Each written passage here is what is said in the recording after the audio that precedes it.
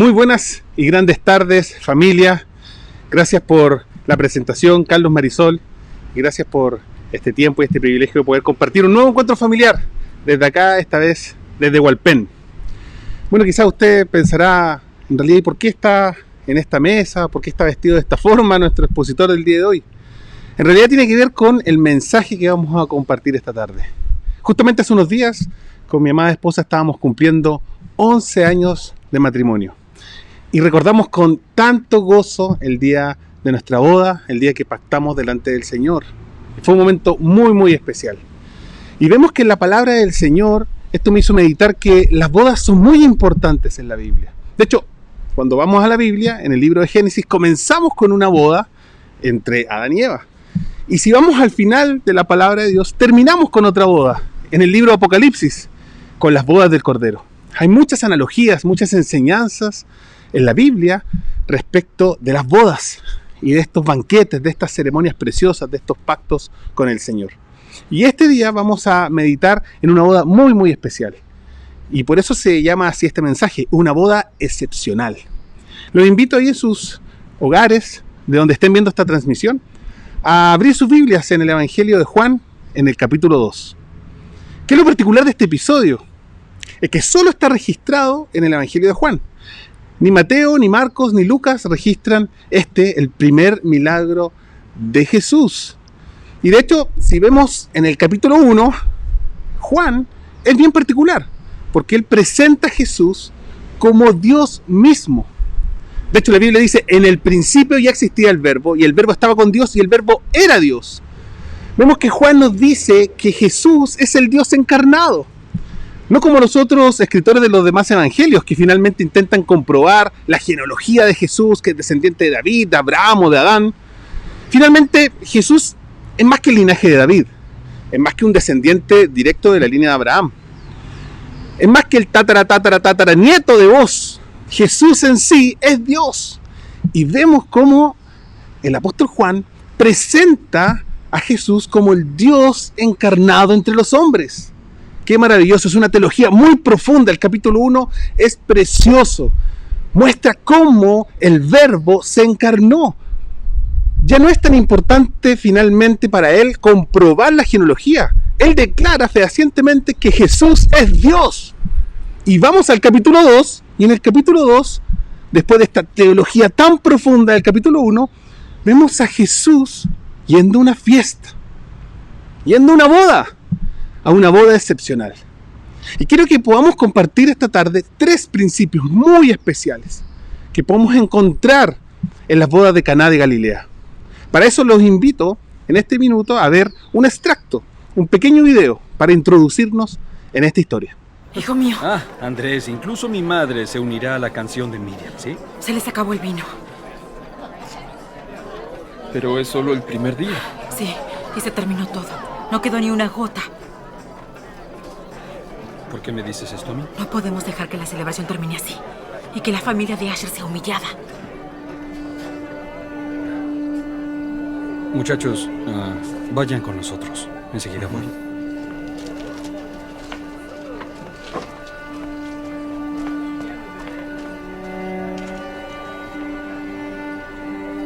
Madre, mi hora aún no ha llegado.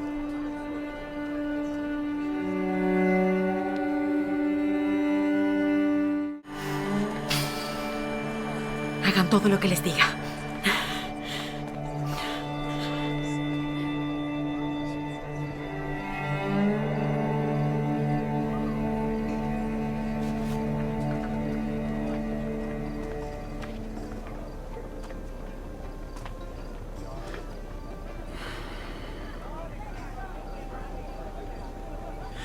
Llena estos jarros con agua. ¿Sabes por qué los jarros para ritos de purificación son de piedra? Debido a que la piedra es pura. Es menos probable que se rompa y siempre se mantiene limpia. Sí. Llena todos estos jarros con agua hasta el borde. Lo escucharon. Comiencen a sacar agua. Rápido. Quiero que todos paren lo que están haciendo y ayuden.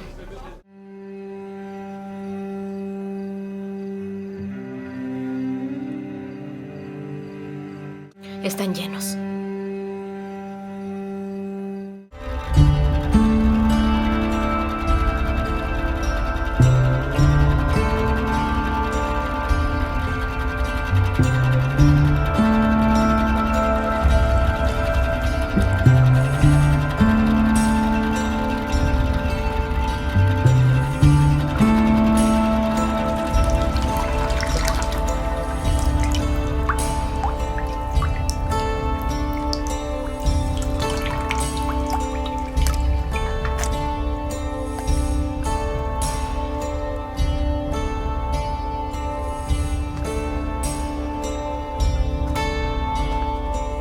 Vayan a buscar un poco y llévenselo al maestro del banquete.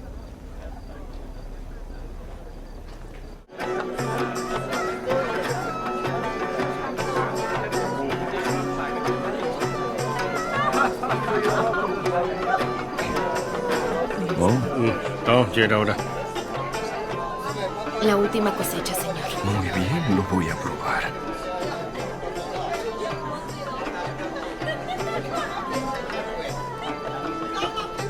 ¡Detengan la música! ¡Detengan la música! ¡Todos! ¡Escuchen! Tengo algo que me gustaría decir. Quiero dirigirme a los novios y a la familia de los novios. De todas las bodas que he visto siempre, primero sirven el mejor vino. Y después, cuando las personas lo terminan, más tarde en la fiesta, sirven el pobre, lo más barato. Porque para entonces, ¿quién lo va a notar? ¿Es cierto? Pero ustedes eligieron este momento para servir el mejor vino que haya probado. Agradezcámosles por este innecesario pero honorable gesto.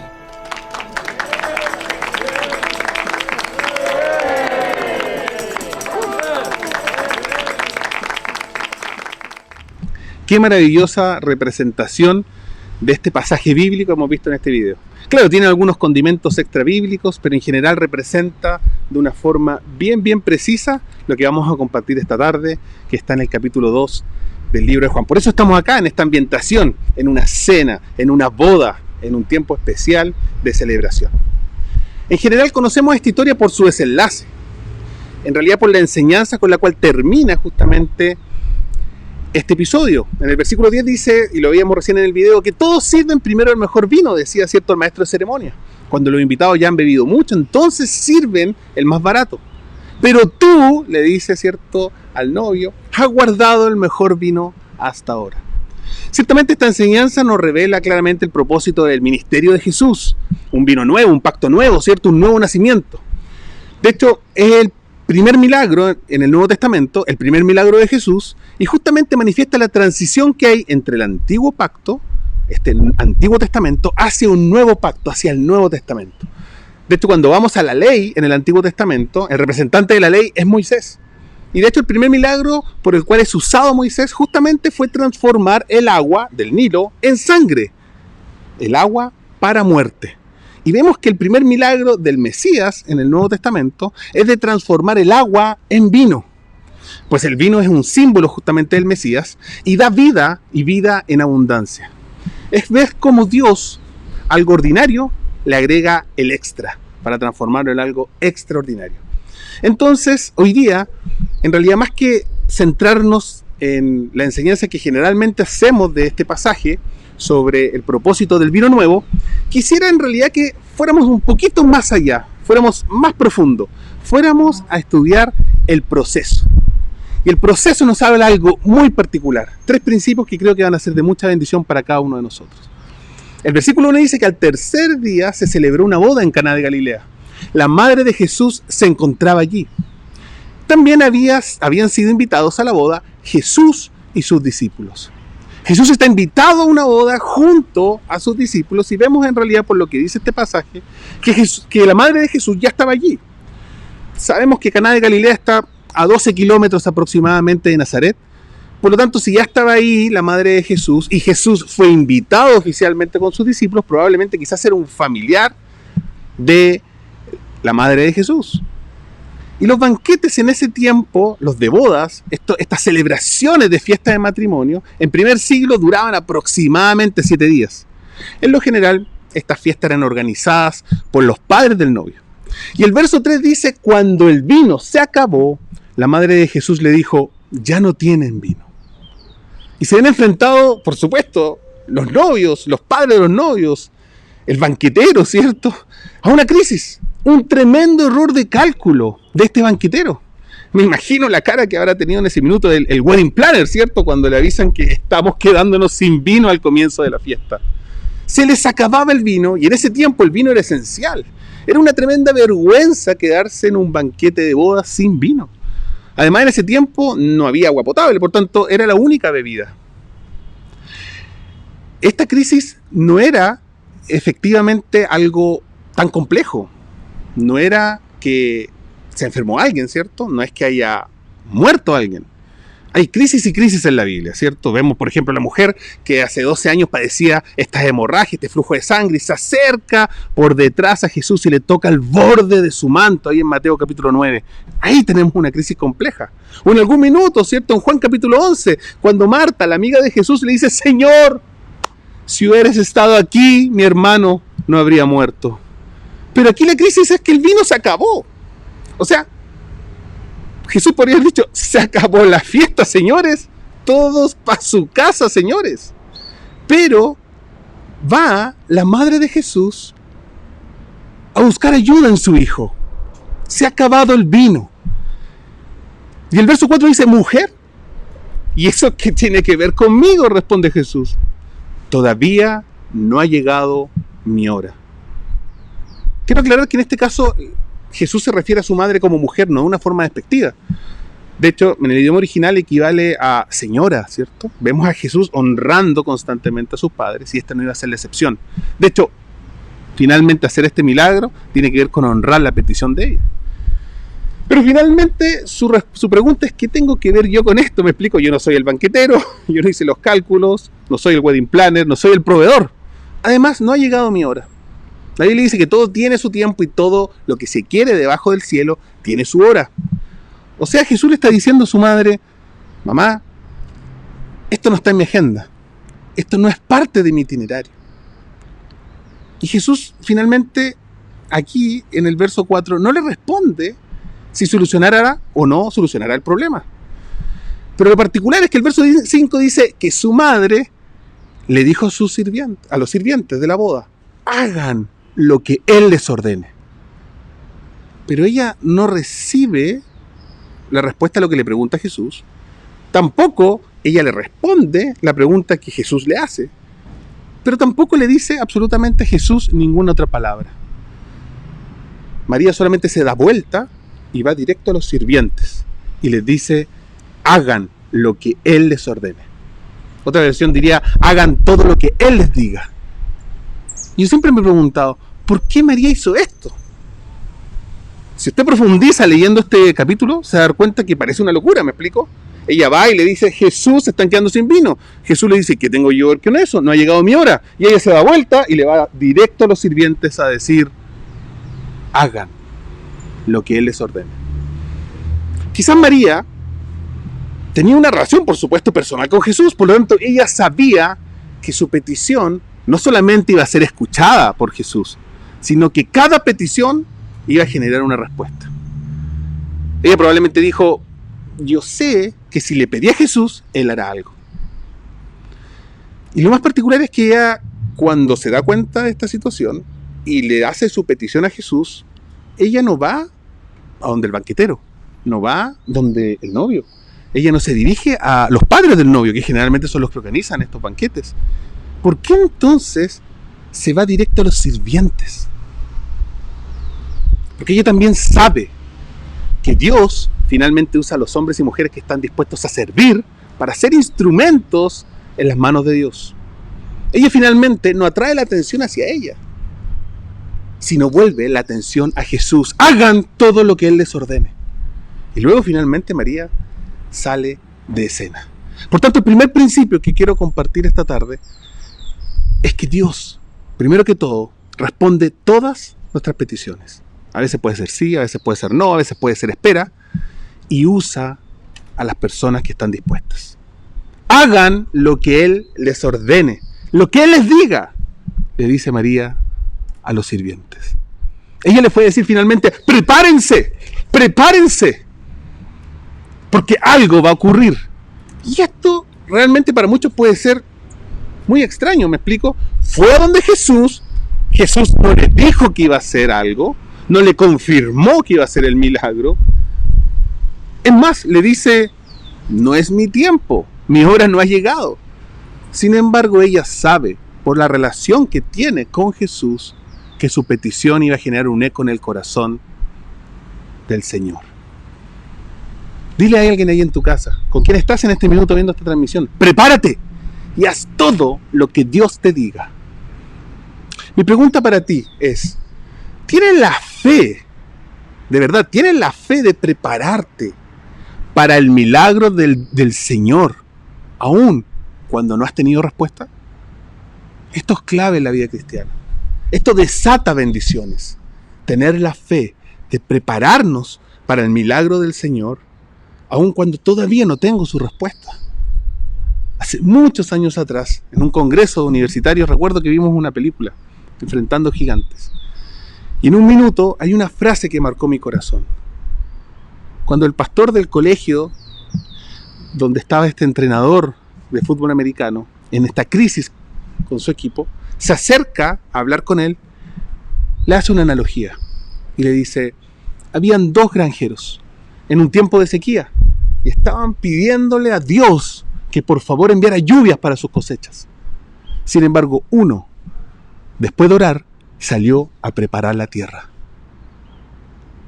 Te pregunto, ¿a cuál de los 2 granjeros piensas tú que Dios envió la lluvia? Y esto he hecho con mi corazón durante mucho tiempo. Yo quedo esperando simplemente después de mi oración, cómodamente en mi cama, en mi sofá, viendo que Dios, cierto, mueva todas las cosas a mi favor. ¿O me preparo para ver esa respuesta, para ver ese milagro? Dios ciertamente quiere responder todas nuestras oraciones y quiere usar a las personas dispuestas. Sigamos con esta historia. El verso 6 dice algo bien particular. Allí había 6 tinajas de piedra, de las que usan los judíos en sus ceremonias de purificación. En cada una cabían unos 100 litros. Aquí tenemos una fotografía donde podemos ver justamente el tamaño y la dimensión de estas tinajas. Son inmensas, son pesadas, son de piedra. No se usaban para el vino, sino la Biblia dice que se usaban para el agua de la purificación. Servía para ceremonias, para volver a purificarse. No un acto higiénico, sino un acto ritual justamente de los judíos. Interesante que este milagro justamente sucede en estos contenedores, en estos medio ambientes purificados. Te pregunto, ¿cómo está nuestro corazón para esperar el milagro del Señor? ¿Cómo está nuestro corazón para esperar la respuesta a esa oración? ¿Cómo está nuestro entorno? ¿Cómo están nuestros hábitos? ¿Cómo están nuestras relaciones? ¿Realmente están santificadas para ser un contenedor de milagros? En el verso 7 Jesús le dice a los sirvientes, llenen de agua las tinajas. La Biblia dice que los sirvientes las llenaron hasta el borde. Te pregunto, ¿qué necesitaban los sirvientes en esa boda? Vino, ¿cierto? ¿Y qué les ofrece Jesús? Agua.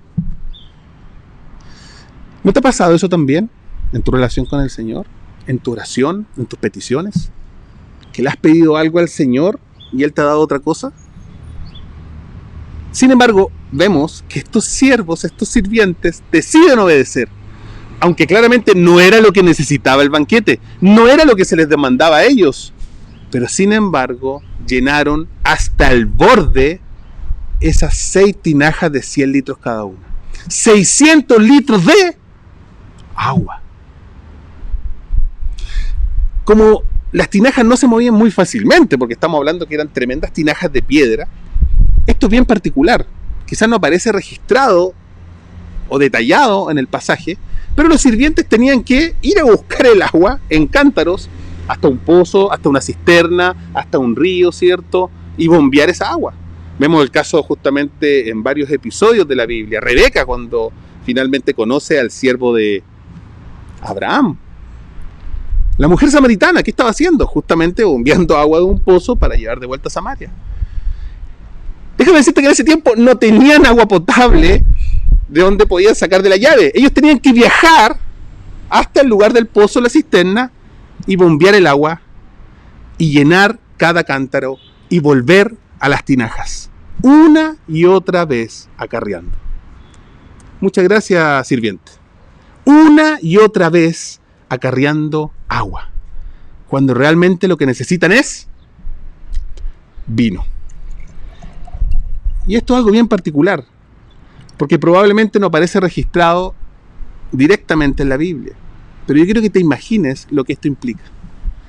Probablemente en alguno de estos viajes de ir y venir constantemente, alguno de los sirvientes habrá pensado, ¿qué estamos haciendo? ¿Me explico? Yendo y viniendo a buscar agua cuando la fiesta necesita vino. Sería muy fácil, ¿cierto? Ir a la cisterna y bombear y que salga vino. Pero seguía siendo agua. Una y otra vez. 600 litros de pura agua. ¿Cuántos viajes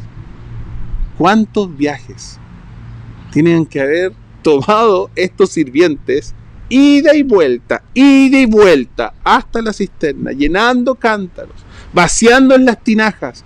Y lo único que veían en el pozo, en la vasija, en la tinaja, en el cántaro, en la cisterna, era solo agua.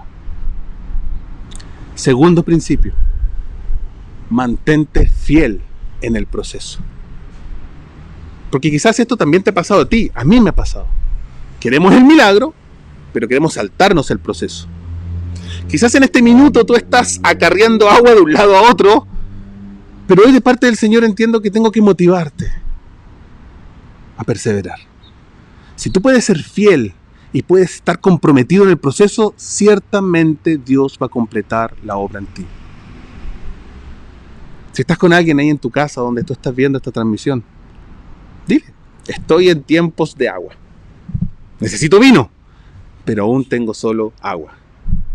Decido mantenerme fiel, decido confiar en el Señor.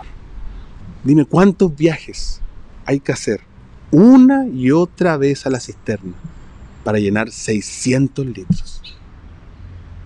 La Biblia dice que cuando completaron la tarea y vinieron con el último cántaro y vaciaron en la tinaja la última porción de agua hasta que las 6 tinajas, los 600 litros, estaban hasta el borde, en ese minuto, versos 8 y 9, Jesús le dice: ahora saquen un poco y llévenlo al encargado del banquete, les dijo Jesús. Y así lo hicieron. Y el encargado del banquete probó el agua convertida en vino, y sin saber de dónde había salido, aunque sí lo sabían los sirvientes que habían sacado el agua. Esto es bien especial.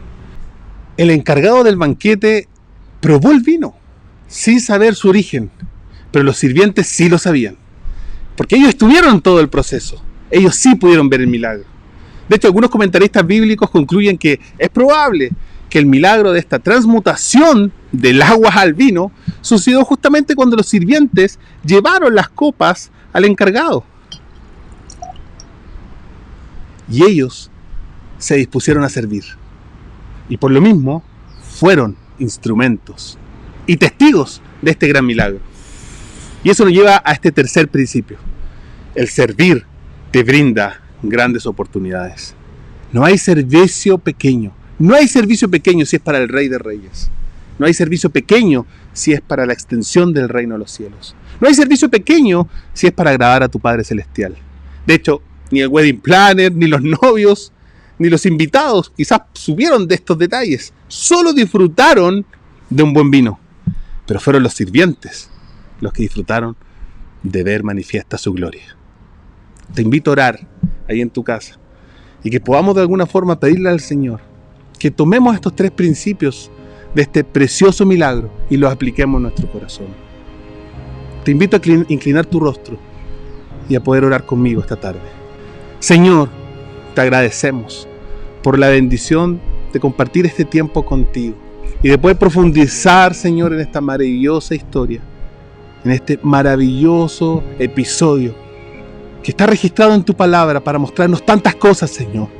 No es solo simplemente el vino nuevo, el pacto nuevo y el nuevo nacimiento de un nuevo tiempo contigo, Señor, y lo que esto implica para nuestras vidas, sino estos elementos preciosos, Señor, que el día de hoy nos enseñan que tú escuchas todas nuestras oraciones, que tu oído está inclinado sobre nuestro clamor y que tú quieres usar a los que están dispuestos de corazón. Gracias porque nos enseñas además la importancia de mantenernos fiel en el proceso, de mantener nuestro compromiso, de mantener nuestra fe, aunque todavía no hemos visto la respuesta, aunque todavía no hemos visto el final. Nos mantenemos fiel, nos preparamos, Señor, para lo que tienes dispuesto para nosotros. Y en especial, te agradecemos, porque en la oportunidad de servirte, Señor, podemos ver tu gloria, podremos ver milagros, podemos ver, Señor, cómo tú obras sobrenaturalmente. Yo te pido en el nombre de Jesús, por cada persona que esta tarde está viendo esta transmisión, que tu unción venga sobre ellos, que tu bendición venga sobre ellos. Se están pasando un momento complejo donde necesitan el vino nuevo y aún están acarreando agua de un lado para otro. Que tú les des, Señor, la fuerza, que tú les des, Espíritu Santo, la perseverancia, la paciencia, la persistencia, la permanencia, Señor, para poder continuar, para poder ver tu gloria, para poder esperar confiado en aquel que ha prometido, porque en Cristo Jesús cada una de tus promesas son sí y amén, Señor. Y esa es nuestra confianza esta tarde, que lo que hemos aprendido de esta boda, Señor, excepcional, es que no hay un servicio pequeño, sino que todo lo que podemos hacer, que cualquier instrumento que podamos ser en tus manos, Señor, nos va a permitir ver destellos de tu gloria, como los siervos de las bodas de Caná. Pedimos, Espíritu Santo, por favor, que cada una de nuestras vidas pueda hoy día tomar una decisión, Señor, de salir de su comodidad, de salir de su conformismo, de salir de sus argumentos y comenzar, Señor, a servirte, comenzar a llevar tu nombre en alto, comenzar a extender tu reino, Señor, en el nombre de Jesús. Y mientras te servimos, Señor, mientras caminamos en el proceso de un lado a lado, Señor, esperar confiadamente el cumplimiento de cada una de tus promesas. Gracias porque tú escuchas nuestra oración. Gracias porque la oración eficaz del justo puede mucho, Señor. Y si aquí en la tierra nos ponemos de acuerdo sobre cualquier asunto, tú respondes de allá desde el cielo. Hoy te agradecemos por la bendición, Señor, de poder profundizar en tu palabra y poder asimilar y digerir estos tres principios que nos van a ayudar, Espíritu Santo, a caminar en el proceso, sabiendo que tú escuchas nuestro clamor, que tú nos permites mantenernos fiel, Señor, en medio del proceso, y que ciertamente nos prometes dar tu gloria. Hoy te alabamos, Señor, te bendecimos y te entregamos, Padre, nuestro corazón y esta oración en el nombre de Jesús.